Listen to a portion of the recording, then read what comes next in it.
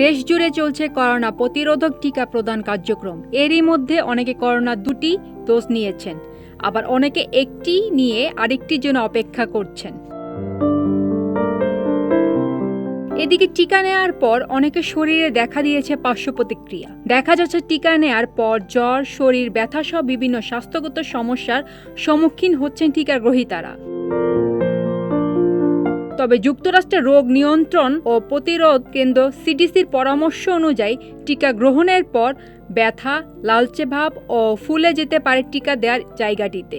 এর সঙ্গে অনেকের ক্ষেত্রে ক্লান্তি, মাথা ব্যথা, পেশি ব্যথা, ঠান্ডা জ্বর ও বমি বমি ভাব হতে পারে। এ নিয়ে চিন্তিত হওয়ার কিছু নেই, এটি সাময়িক।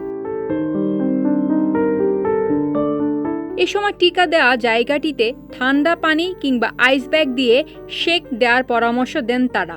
এতে ব্যথা কমে যাবে। পাশাপাশি প্রচুর পরিমাণে তরল খাবার ও পানি পান করতে হবে। পাতলা পোশাক পরতে হবে। ব্যথার স্থান বেশি স্পর্শ করা যাবে না। আবার অনেকে টিকা নেওয়ার আগে থেকেই ব্যথা কমানোর জন্য পেইন কিলার খেয়ে থাকেন।